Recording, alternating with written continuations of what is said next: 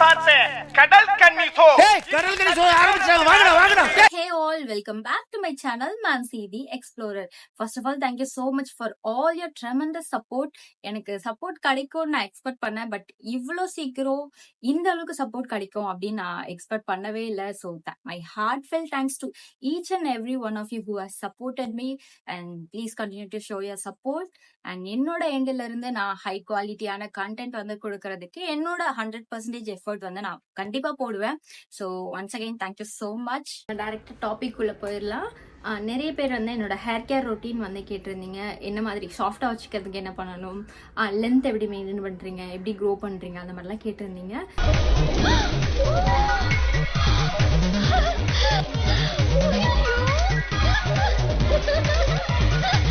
So அதுக்கான answers தான் நான் இன்னைக்கு வந்து சொல்ல போகிறேன். ஸோ வீடியோ ஃபுல்லாக பாருங்கள். அண்ட் நீங்கள் இன்னும் என் சேனலை சப்ஸ்கிரைப் பண்ணலாம், ப்ளீஸ் சப்ஸ்கிரைப் பண்ணிவிடுங்க. நிறைய பேர் சப்ஸ்கிரைப் பண்ணாமல் பார்த்துட்ருக்கீங்க. ஸோ சப்ஸ்கிரைப் பண்ணிட்டீங்க அப்படின்னா எனக்கு வந்து அது ஒரு சப்போர்ட்டாக இருக்கும், ஒரு ஹெல்ப்பாக இருக்கும். ஸோ ப்ளீஸ் சப்ஸ்கிரைப் பண்ணிவிட்டு வீடியோ பாருங்கள். ஸோ டேரெக்டாக வீடியோக்குள்ளே போயிடலாம்.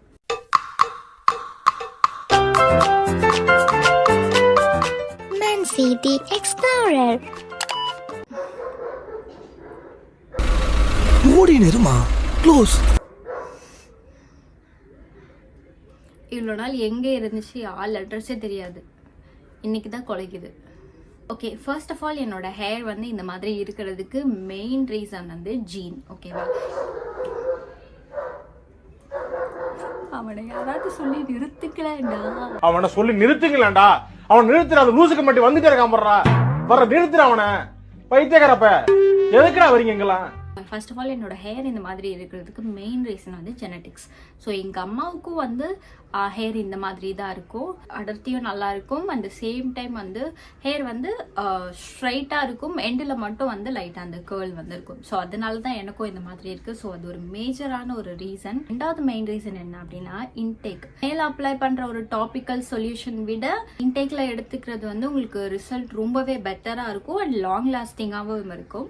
ஸோ உங்களோட ஹேர் க்ரோத்துக்கு உண்டான மாதிரி வந்து நீங்கள் ஃபுட் வந்து எடுத்துக்கோங்க. நான் வந்து சாப்பாடு சாப்பிடும்போது இந்த கருவேப்பிலலாம் இருக்குல்ல, அது எதுவுமே ஒதுக்கே வைக்க மாட்டேன், எல்லாத்தையுமே வந்து சாப்பிட்ருவேன். ஸோ அது ஒன்று. எங்கள் அம்மா அடிக்கடி கருவேப்பிலை துவையெல்லாம் செய்வாங்க. ஸோ அந்த மாதிரி இருக்கும்போது சாப்பாடில் பிசைஞ்சு அது ஒரு மெயின் டிஷ்ஷாகவே வந்து எடுத்துப்பேன். அண்ட் நெல்லிக்காய் ஜூஸ் வந்து நான் நிறைய எடுத்துகிட்டு இருந்தேன். அது சாப்பிட்றதா இருந்தாலும் சரி, நான் அப்படியே கடிச்சும் சாப்பிடுவேன். அப்புறம் அந்த கான்சென்ட்ரேட் விற்பாங்க இல்லையா, நாட்டு மருந்து கடையிலலாம் அந்த ஜூஸ் எக்ஸ்ட்ராக்ட் இருக்கும் தெரியுமா, அந்த எக்ஸ்ட்ராக்ட்லேயும் வந்து தண்ணி கலந்து அப்படி குடிக்கிறது, அந்த மாதிரியும் நான் பண்ணிட்டு இருந்தேன். பட் மோஸ்ட்லி வந்து நான் நெல்லிக்காய் வந்து கடிச்சு சாப்பிட்றதுல தான் இன்டேக் வந்து நான் அதிகமாக எடுத்துக்கிட்டேன். ஸோ நான் ரொம்ப அதிகமாக வந்து ஃப்ளாக்ஸ் சீட் வந்து எடுத்துக்கிட்டேன். அப்படி சும்மா ராவாகவே வந்து சாப்பிட்றது நல்லா தான் இருக்கும் அந்த சீட் எல்லாமே. ஸோ அது வந்து நான் சாப்பிட்றது இந்த மாதிரி வந்து இன்டேக்கில் வந்து கான்சன்ட்ரேட் பண்ணி சாப்பிட்டுட்டு இருந்தேன். ப்ளஸ் முருங்கைக்கீரை எனக்கு அந்தளவுக்கு பிடிக்காது தான், பட் தேங்காய் வேணும்னா தென்னைமரம் ஏறி தான் ஆகணும் அப்படின்னு சொல்லுவாங்கள்ல, அந்த மாதிரி பிடிக்கலனாலும் உங்களுக்கு ஒரு விஷயம் வேணும் அப்படின்னா அதை பண்ணணும்.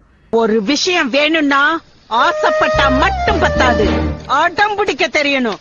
ஸோ அது நான் வந்து வெறும் ஹேர்க்காகன்னு மட்டும் யோசிக்கல, என்னோட உடம்புக்காகவும் தான் நான் யோசிச்சு வந்து எடுப்பேன்.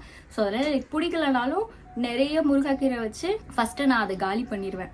நல்லா காலி பண்ணிட்டு கூட அப்புறமா வந்து சாப்பாடு அந்த மாதிரி எடுத்துக்கிறது. ஸோ இந்த மாதிரி இன்டேக்கில் வந்து நான் நிறைய கான்சன்ட்ரேட் பண்ணியிருக்கேன். என்னோட ஹேர்க்குன்னு மட்டும் இல்லாமல் என்னோட பாடிக்குமே நல்லது அப்படின்னு சொல்லி தான் நான் எடுத்திருக்கேன். ஸோ அது சம்வாட் என்னோட ஹேருக்கு வந்து நல்ல ஒரு ரிசல்ட் வந்து கொடுத்துச்சு.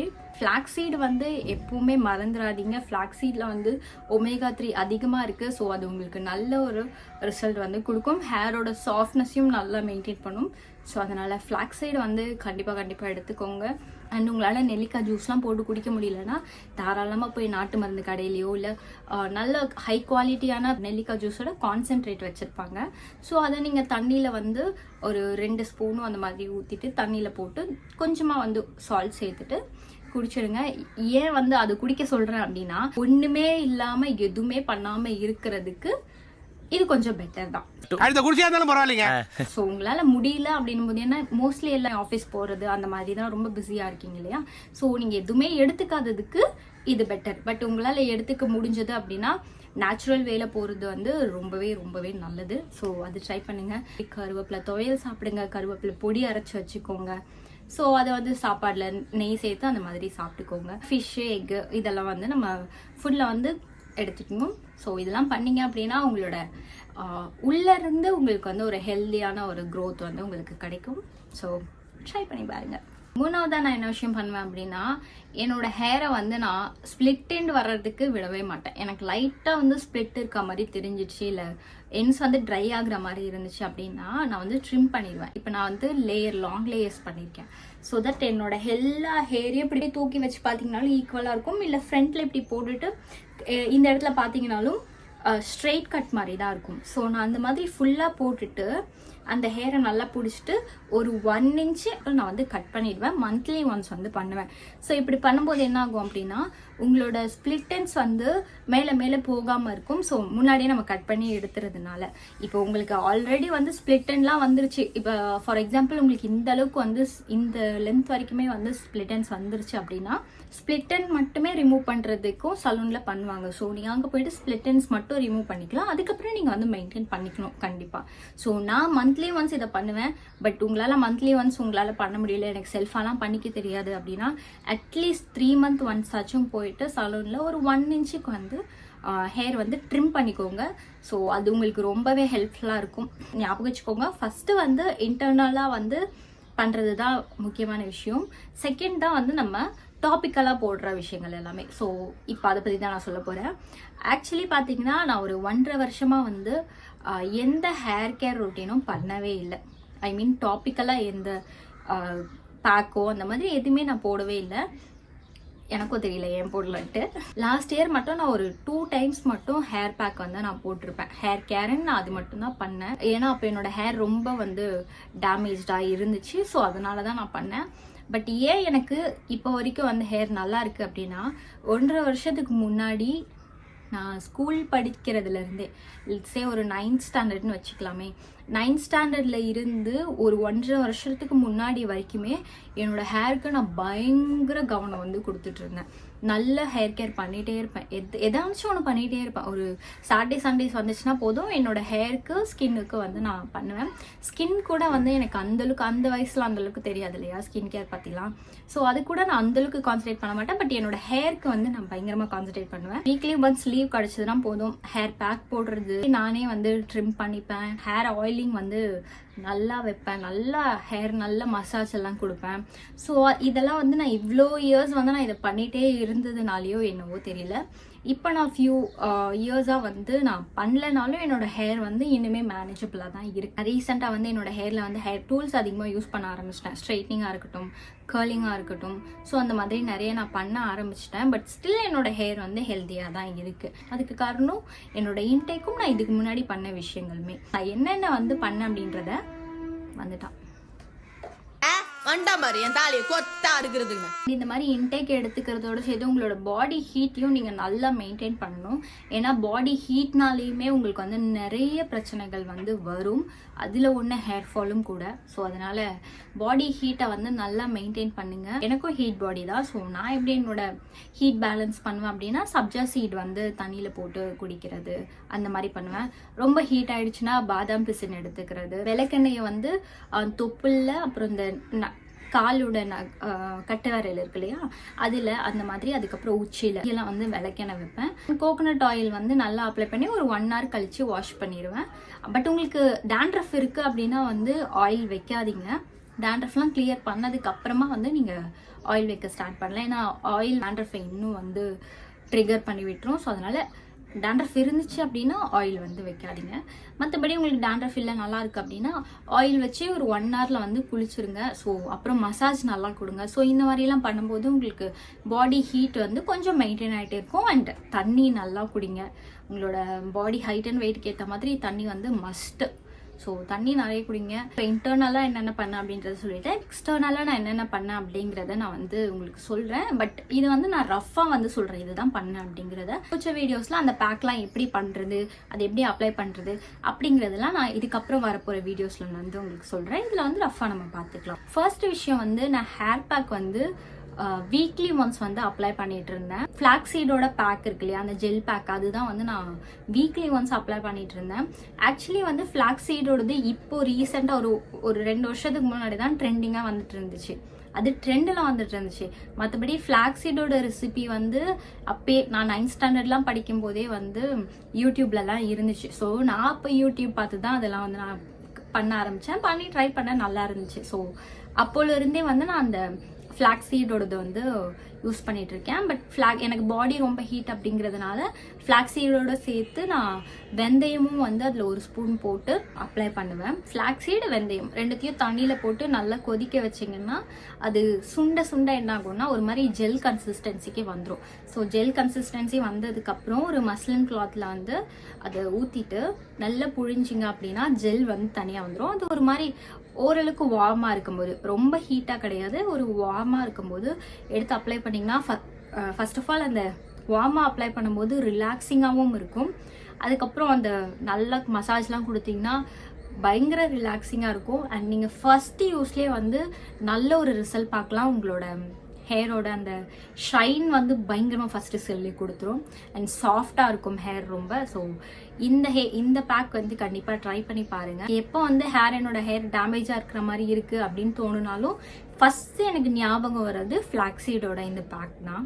ஸோ இது கண்டிப்பாக நீங்கள் ட்ரை பண்ணி பாருங்கள். ஃப்யூச்சர் வீடியோஸ்லேயும் நான் வந்து எப்படி பண்ணுறது அப்படிங்கிறதெல்லாம் காட்டுறேன். ஸோ இது வந்து என்னோட கோட்டோ பேக் அந்த மாதிரி. ஸோ நான் அது பண்ணுவேன். காஃபி வச்சு நான் ஸ்க்ரப் பண்ணுவேன். காஃபினா வந்து இன்ஸ்டன்ட் காஃபி பவுடர் யூஸ் பண்ணவே கூடாது.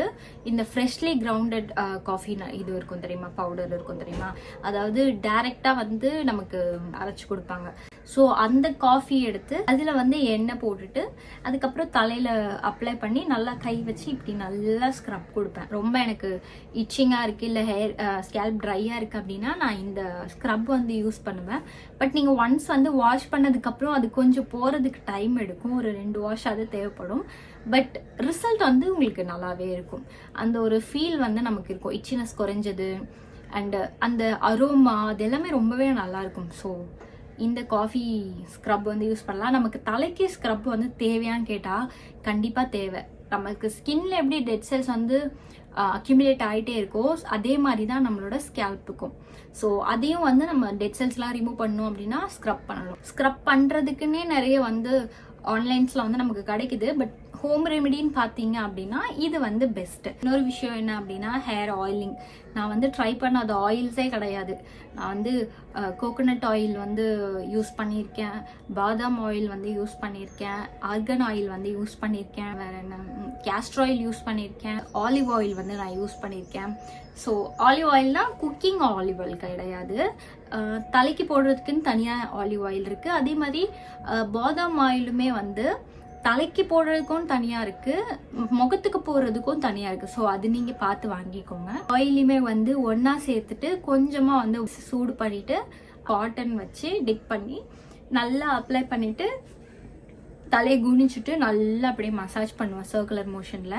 இது வந்து நான் ஸ்கூல் படிக்கும் போதும் பண்ணிட்டு இருந்தேன். அதுக்கப்புறமா நான் பியூட்டிஷியன்லாம் கற்றுக்கிட்டதுக்கப்புறம் ப்ராப்பராக எப்படி பண்ணணும் அப்படிங்கிறது, அந்த மசாஜ் ஸ்ட்ரோக்ஸ் அது எல்லாமே வந்து எப்படி பண்ணணும் அப்படிங்கிறதெல்லாம் கற்றுக்கிட்டதுக்கப்புறமும் அதை இன்னும் கொஞ்சம் பெட்டர் ஆக்கிக்கிட்டேன். இப்போ வந்து எனக்கு டேண்ட்ரஃப் இருக்குது. ஸோ அதனால வந்து நான் ஆயில் வைக்கிறது கிடையாது. டேண்ட்ரஃப் இருந்துச்சு அப்படின்னா நீங்கள் ஆயில் வைக்காதீங்க. நான் ஆயில் வச்சிங்க அப்படின்னா ஈஸியாக வந்து அது டஸ்ட்டெல்லாம் அட்ராக்ட் பண்ணும். ஸோ அது இன்னுமே என்ன ஆகும்னா நம்மளோட டேண்ட்ரஃபை வந்து ஒரு மாதிரி ட்ரிகர் பண்ணி விட்டுரும். ஸோ அதிகமாக தான் வருமே தவிர குறையாது. ஸோ டேண்ட்ரஃப் இருந்துச்சுன்னா ஃபஸ்ட்டு அதை வந்து சரி பண்ணுறதுக்கு பாருங்கள். சரி பண்ணதுக்கப்புறமா ஆயில் வந்து வச்சுக்கோங்க. ஸோ டேண்ட்ரஃப் வரதுக்கு முன்னாடி வரைக்குமே வந்து நான் ஆயில் நிறைய வைப்பேன். பட் ஓவர் நைட் வந்து நான் விட மாட்டேன்.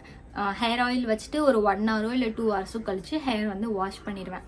இது வந்து என்னோட ஹேருக்குன்னு மட்டும் வந்து நான் பண்ணது கிடையாது. எனக்கு வந்து ஒரு ரிலாக்ஸேஷனுக்காகவும் வந்து எனக்கு நான் பண்ணியிருக்கேன். எனக்கு ஆயில் வச்சு நானே எனக்கு மசாஜ் பண்ணிக்கும் போது அந்த ஃபீல் வந்து ரொம்பவே நல்லாயிருக்கும். ஸோ ஹேர் ஆயிலிங் பற்றி வந்து டீட்டெயிலான வீடியோஸ் வந்து நான் அப்கமிங்கில் அப்லோட் பண்ணுறேன்.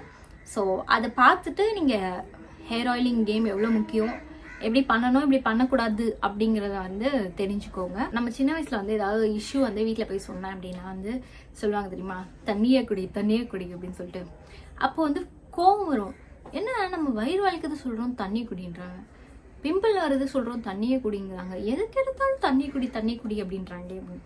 ஆனால் வளர்ந்ததுக்கு அப்புறம் தான் தெரியுது உண்மையாலே அந்த தண்ணி குடிக்காததுனால தான் நிறைய பிரச்சனை வருது. ஸோ தண்ணியை குடிங்க. தண்ணி குடிச்சிங்கன்னா பாடி ஹீட் வந்து மெயின்டைன் ஆகும், உங்களோட ஸ்கின்னோட ஹெல்த் மெயின்டைன் ஆகும், உங்களோட ஹேரோட ஹெல்த் மெயின்டைன் ஆகும், உங்களோட பாடியோட ஹோல் ஹெல்த்துமே வந்து மெயின்டைன் ஆகும். ஸோ எல்லாத்துக்கும் ஒரே சொல்யூஷன் தண்ணியை குடிங்க.